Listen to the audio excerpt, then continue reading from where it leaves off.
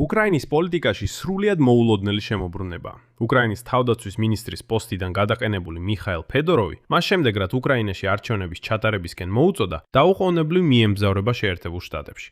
იმისთვის, რომ მოიზიდოს სახსრები ახალი თავდაცვითი ტექნოლოგიების პროექტებისთვის.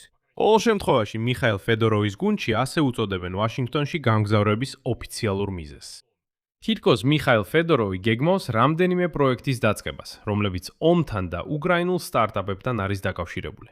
და ერთ-ერთი მათგანი საინვესტიციო ფონდი იქნება.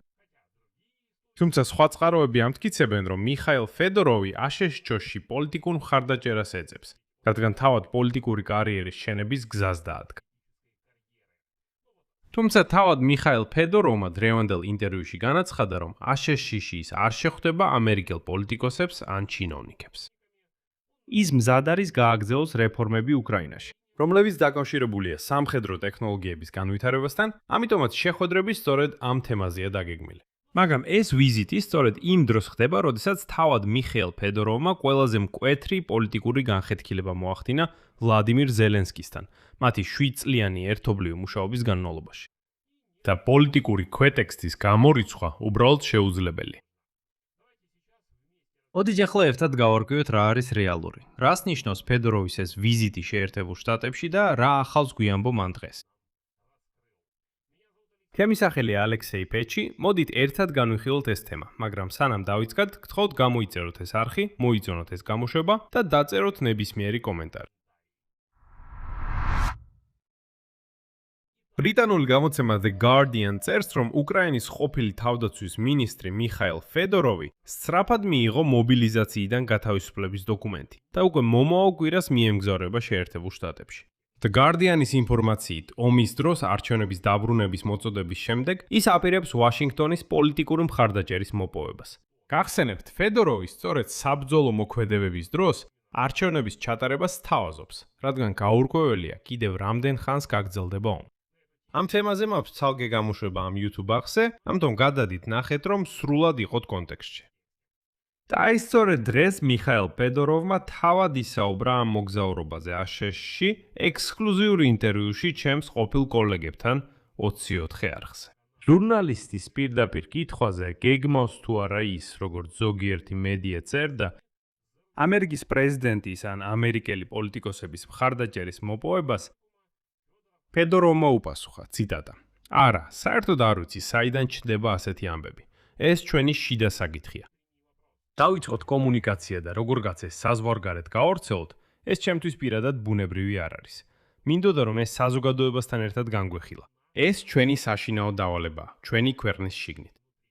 არავინ გარედან არ უნდა გვიკარნახოს ან არ გვიკარნახოს რაიმე საკითხები. ჩვენ თვითონ უნდა გადავწყვიტოთ რა გავაკეთოთ. ამიტომ ეს სიმართლე არ არის." როგორც ამბობენ, ამ ვიზიტს აშშ-ში არანაირი პოლიტიკური მიზანი არ აქვს.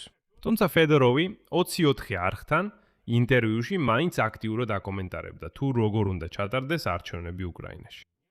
და განაცხადა, რომ თითქოს უკვე აწარმოებს მოლაპარაკებებს სპეციალისტებთან, რომლებიც სწორედ იმაზე მუშაობდნენ და მუშაობენ, თუ როგორ ჩატარდეს არჩევნები საომარი მდგომარეობის დროს.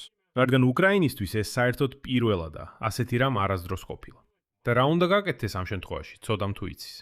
ასევე მიხაილ ფედოროვმა გაახსენა, რომ თავად პრეზიდენტმა ზელენსკიმ ჯერ კიდევ გასული წლის დეკემბერში დაავალა პარლამენტს უმაღლეს რადას შეემუშავებინა კანონმდებლობა ომის დროს არჩევნების ჩატარებისთვის.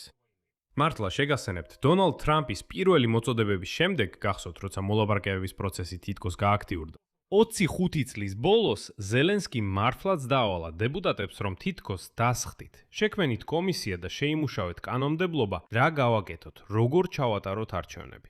სწორედ ომის დროს. და მიხაილ ფედოროვის თქმით, ის კანონმდებლობა უკვე დაახლოებით 70%-ით მზად იყო, მაგრამ შემდეგ პრეზიდენტ ზელენსკის ოფისმა კანონმდებლობის შემუშავების პროცესი შეაჩერა. აშშ-ში მოგზაურობის თავის რეალურ მიზანს ფედოროვმა ასე აღწერა, ციტატა: "ეს პირველ რიგში დაკავშირებულია იმ სამუშაოსთან, რომელსაც დღეს ვასრულებ აღმოსავლეთ ევროპის ფონდთან. მაქვს ამოცანები, რომლებიც დაკავშირებულია ფონდისთვის დამატებითი სახსრების მოზიდვასთან. ასევე მაქვს გარკვეული შეხვედრები პარტნიორებთან. დამატებით ვფიქრობ არის რამდენიმე მნიშვნელოვანი შეხვედრა, რომლებიც დაკავშირებულია თავდაცვის მიმართულებასთან და ინვესტიციების მოზიდვასთან. ისინი გაიმართება როგორც ევროპაში, ასევე შეერთებულ შტატებში. ანუ ეს ეხება ახალი პროექტების განვითარებას. შეკითხვაზე შესაძლებელი შეხვედრის შესახებ ილონ მასკთან ფედოროვმა უპასუხა არიდებით. ციტატა: ნახოთ. დარწმუნებული ვარ, ამ ეტაპზე თქვენ გაგიჩნდათ კითხვა: რა პროექტების დაწყებას გეგმავს მიხაილ ფედოროვი, რომ ამისთვის ცალკე ვენჩურული ფონდის გახსნასაც კი აპირებს და სწორედ ამისთვის მოიზიდავს ინვესტიციებს. და სწორედ აქ, ამ კითხვაზე ფედოროვი მაქსიმალურად დეტალურად უპასუხა. პირველი პროექტი არის ვენჩურული ფონდი, რომელიც დასავლეთის სახსრებს მოიზიდავს უკრაინული სტარტაპებისა და დეველოპერების დასაფინანსებლად, პრიორიტეტით IAP რაკეტებზე. მისი თქმით, სწორედ ისინი განსაზღვრავენ ხელოვნური ინტელექტით წარმართული მომავალი ომის სახეს.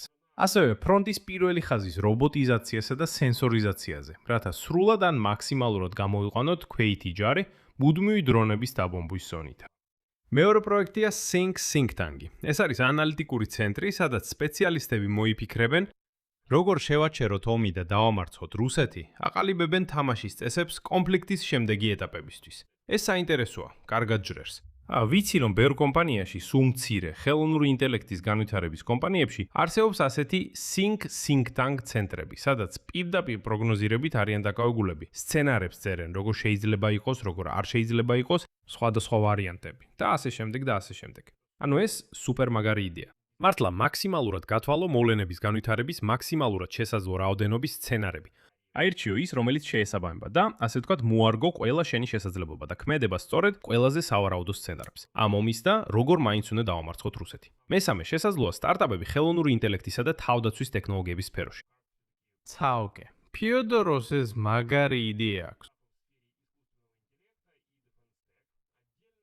რამდენიმე უნივერსიტეტში რეფორმებზე კურსის ჩატარება. კითხვაზე ზუსტად სად აპირებს თანხების მოზიდვას, ფედოროვმა უპასუხა: სხვადასხვა ინსტიტუციურ ფონდებში, big tech კომპანიებსა და კერძო ინვესტორებთან. ანუ ეს ყველაფერი დასავლური ფულია. სცენარები. არსებობს სხვადასხვა ინსტიტუციური ფონდი, big tech კომპანიები, კერძო ინვესტორები. ანუ ეს ყველაფერი დასავლური ფულია. არ მცურს ეს ისე ავაწყო, რომ რაიმე ფორმით სახელმწიფო ბიუჯეტთან იყოს დაკავშირებული. მინდა რომ დაფინანსება საზღვარგარეთ ვიპოვოთ. უკრაინაში ტალანტები დაუჭიროთ, მხარს და ჩვენ სამხედროებს დავეხმაროთ. მაგრამ მაინც რატომ გაჩნდა ეჭვები ფიოდოროვის ამერიკაში ვიზიტის პოლიტიკურ მოტივებს? გახსენებთ, სამშაბათს, 18 აგვისტოს, თავად ფიოდოროვმა გამოაქვეყნა ვიდეო მიმართვა, სადაც პირველად საჯაროდ მოუწოდა ომის დროს არჩევნების ჩატარებას. მიუხედავად იმისა, რომ უკრაინის კონსტიტუცია პირდაპირ კრძალავს ამას საომარი მდგომარეობის პირობებში, ეს ისეთი ნაბიჯი იყო, რომლითაც ფიოდოროვმა თავის ყოფილ უფროს ვლადიმირ ზელენსკისთან ურთიერთობას გადაუსვა ხაზი. Tai Washington Post ამ ნაბიჯს ფიოდოროვის მხრიდან უწოდებს საოცრად პირდაპირ გამოწვევას პრეზიდენტ ვლადიმირ ზელენსკის ხელისუფლებისთვის, რაც შეიძლება გამოცდას უტარებდეს უკრაინულ ერთობას. თავარ მიმართვაში ზელენსკის სახელის გარეშე ფიოდოროვმა კორუფციის საკითხი გააკრიტიკა. გადაწყვეტილების მიღების გაუმჯვრალობა და სისტემა, სადაც ლოიალობა უფრო მეტად ჯილდოვდება, ვიდრე კომპეტენტურობა. შემდეგ მისი ციტატა: ძველი სისტემა ძალიან ხშირად თავის წესებით ცხოვრობს. ის საკუთარ თავს იცავს, მას ცვლილებების ეშინია. მოგვიანებით ფედოროვმა ეს აზრი კიდევ უფრო მკაცრად განავრცო. პირდაპირ მიუთითა ფრაქცია ხალხის მსახურის ხელმძღვანელ დავით არახამიაზე. მიანიშნა ვიღაცის კერძო ინტერესებზე თავდაცვის ინდუსტრიაში, ფარმაციაში, სათამაშო ბიზნესსა და საგადასახადო სფეროში. თუმცა კონკრეტული კორუმპირებულების სახელების დასახელებაზე მან უარი თქვა. მხოლოდ დაფირდა, ციტატა: დრო მოვა და ყველა უკრაინელი გაიგებს ამ სახელებს. ვიღაც მათ შესახებ სამართალდამცავი ორგანოების ჩანაწერებიდან გაიგებს, ვიღაც კი ჟურნალისტური გამოძიებებიდან. მაგრამ აქ მოხდა რაღაც სრულიად მოულოდნელი. თვეზე მეტი ხნის განმავლობაში შეგახსენებთ, დემონსტრანტები იკრიბებოდნენ ივანე ფრანკოს მოედანზე, თეატრთან პრეზიდენტ ვოლდიმირ ზელენსკის ოფისთან. ისინი სკანდირებდნენ არა პრეზიდენტის სახელს, ოცვაქოთ ხელს, არამედ იმ ადამიანის სახელს, რომელიც მან ცოტა ხნის წინ გაათავისუფლა. კვირას, 16 აგვისტოს, 2000. ოფიციალურად კი 2000 ადამიანი. გაიარეს ხვეშჩატიკზე მუყაოს პლაკატებით გათავისუფლებული ადამიანის მხარდასაჭერად. ეს იყო მოულოდნელი შემოbrunება. პროტესტის წამყვანი ორგანიზატორები გამოვიდნენ ომის დროს არჩევნების ჩატარების იდეის წინააღმდეგ და ფაქტობრივად გამოაცხადეს საპროტესტო მოძრაობის დასრულება. პროტესტის ორგანიზატორმა კაზიათინსკიმ მადლობა გადაუხადა ყველას, ვინც აქციას შეუერთდა. თუმცა პირდაპირ უსურვა წარმატებები ახალ თავდაცვის მინისტრ ევგენი ხმარიუს, რომელიც ზელენსკიმ ამ კვირაში ფედოროვის მუდმივ მემკვიდრედ დანიშნა. პროტესტის მოძრაობის რეალურ მიღწევებად კოზიათინსკიმ ფედოროვის დაბრუნება კი არა, არამედ მთავარ სარდალ სირსკის გათავისუფლება და მიხაილ დროპატოვის დანიშვნა დაასახელა. ამით პროტესტი დასრულდა. საერთოდ თუ ჩემი ტელეგრამ არხი Patchy News-ი გაქვთ გამოწერილი, უკვე 2 კვირის წინ თქვი, რომ შედეგი არ იქნებოდა და პროტესტი ვერაფერს მიაღწევდა. და ფედოროვის როგორც თავდაცვის მინისტრის ისტორია. ეს უკვე დიდი ხანია დასრულებულიაულია ყველაფერი. ამაზე წერტილის დასმა შეიძლება. ანუ, სულ რამდენიმე დრეში ფედოროვი შეიძლება ითქვას მოახერხა ერთდროულად ყველაზე მკვეთრი პოლიტიკური გაწყვეტა ყოფილ პატრონ ზელენსკისთან. და დაკარგა იმავე ქუჩის კოალიციის მხარდაჭერა, რომელიც ერთი თვის განმავლობაში ითხოვდა მის დაბრუნებას მინისტრის პოსტზე. მეორე მხრივ, არჩევნების მოწვევამდე თავად ფედოროვმა არაერთხელ აჩვენა ლოიალობა ზელენსკის მიმართ, ხოლო გათავისუფლების შემდეგ საჯაროდ უარი თქვა. სხვა შეთავაზებულ თანამდებობებზე, მაგალითად პრეზიდენტის მრჩევლის პოსტზე, რეფორმების საკითხებში. მან ასევე განაცხადა, რომ უარი თქვა თანამშრომლობის პროექტზე Palantir Technologies-თან, იმავე ამერიკულ ტექნოლოგიურ კომპანიასთან, რომელთანაც უკრაინის სამხედროებმა თანამშრომლობა დაიწყეს ჯერ კიდევ მაშინ, როცა ის მინისტრის პოსტს იკავებდა. ანუ ერთგული. მაგრამ პრინციპული ტექნოკრატის იმიჯს ფედოროვი შეგნებულად და თანმიმდევრულად ქმნიდა, ვიდრე საბოლოო გაწყვეტამდე. ხიბს გავიხსენოთ, რითაც რეალურად დაამახსოვრა თავი ფედოროვმა მინისტრის პოსტზე ყოფნისას. რადგან ეს ხსნის, რატომ აქვს მას ასეთი პოლიტიკური წონა და კავშირები ამერიკულ ტექნოლოგიურ გიგანტებთან, რომლებიც ახლა სურს გამოიყენოს თავისი საინვესტიციო ფონდისთვის. რუსული არმიის წინსვლა ოკუპირებულ ტერიტორიებზე პრაქტიკულად შეჩერდა წელს. სწორედ უკრაინის შეიარაღებული ძალების მიერ დრონების დახმარებით აგებული თავდაცვის გამო. საშუალო მანძილის უპილოტოებმა საშუალება მისცა დააზიანონ რუსეთის ჯგუფირების უკანა უზრუნველყოფა და გადაჭრან მიწოდებები ყირიმში. ხოლო შორ მანძილზე დართმება რუსეთს ნავთობის გადამუშავების დაახლოებით მესამედი დააკარგვინა. ფედოროვი ინარჩუნებს მჭიდრო პირად კავშირებს ისეთ ამერიკულ კომპანიებთან, როგორიცაა SpaceX და Palantir. მისმა პირადმა მიმართვამ ილონ მასკისადმი გამოიწვია ის, რომ იანვარში კომპანიამ გათიშა Starlink-ის ტერმინალები, რომლებიც უკანონოდ ჰქონდა რუსეთის არმიას. ამასთან ახლა კიევის თხოს აშეშჩოს დაუშვა Starlink-ის გამოყენება რუსეთის ტერიტორიაზე ბალისტიკური რაკეტების გამშვები კომპლექსების დასარტყმელად. მაგრამ ფედოროვის თქმით, მას ვერ მოახერხა თავად ილონ მასკის დარწმუნება ამ საკითხში. მიუხედავად იმისა, რომ ის კვლავ ინარჩუნებს მასთან კავშირს თავდაცვის მინისტრის პოსტიდან გათავისუფლების შემდეგაც. გარდა ამისა, ჟურნალ The Atlantic-ის ინფორმაციით, უკრაინა მოამზადა მასშტაბური თავდასხმის გეგმა მოსკოვის აეროპორტებზე, რისთვისაც იგეგმებოდა ხელოვნური ინტელექტით აღჭურვილი ავტონომიური დრონების როის გამოყენება. ოპერაცია შეფერხდა. უკრაინა გეგმავდა ერთ ღამეში 1000-მდე მცირე და იაფი უპილოტო აპარატის გაშვებას. მათი ამოცანა იყო საჰაერო თავდაცვის გადატვირთვა და მოსკოვის აეროპორტების ხანგრძლივად პარალიზება, რათა საერთაშორისო ავიაკომპანიებს უბრალოდ უარი ეთქვათ რუსეთის დედაქალაქში ფრენებს. ამ გზით უკრაინაში იმედოვნებდნენ, რომ ვლადიმირ პუტინს აიძულებდნენ დაბრუნებულიყო მოლაპარაკებებზე ომის დასრულების შესახებ. მაგრამ The Atlantic-ის ცნობით, ზელენსკიმ თითქოს ამ გეგმაზე უარი თქვა. თუმცა ახლა პრეზიდენტის ოფისში ამბობენ, რომ ეს სრული სისულელია და ასეთი გეგმა არასდროს არსებობდა.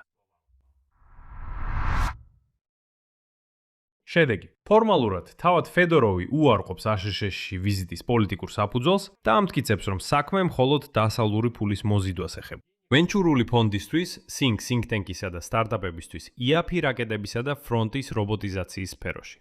ანუ, იმ საქმიანობის გაგრძელებაზე, რასაც ის თავდაცვის მინისტრის რანგში აკეთებდა. მაგრამ თავად ვიზიტი დროში დაემთხვა ფედოროვისა და ზელენსკის შორის ყველაზე ხმაურიან პოლიტიკურ განხეთქილებას. და სწორედ ეს კონტექსტი, ომის დროს არჩევნების ჩატარების მოწოდება, კორუფციაზე შეტევა, სწორედ პრეზიდენტ ზელენსკის გარემოცვაში. პლუს საკუთარი ქუჩის კოალიციის მხარდაჭერის დაკარგვა, რომლებმაც მისი იდეა უარყვეს. აიძულებს ჟურნალისტებს, მათ შორის მეც, ისევ და ისევ კითხოთ მას მოგზაურობის ნამდვილი მოტივების შესახებ, მიუხედავად პირდაპირი უარყოფისა. ანუ ფედოროვი ამბობს, არა, რას ამბობთ, ეს ნამდვილად პოლიტიკაზე არ არის, მაგრამ ყველაფერი ზუსტად პოლიტიკას გავს. აქ წერტილებს დავაკანებ. თქვენი აზრი და დასკვნები დაწერეთ კომენტარებში ამ გამოშვების ქვეშ. გამოიწერეთ არხი, დააჭირეთ ზარს და არ დაგავიწყდეთ ლაიკის დაჭერა. ამით ყველაფერი დასრულდა. იზრუნეთ საკუთარ თავზე. ყველას მშვიდობით.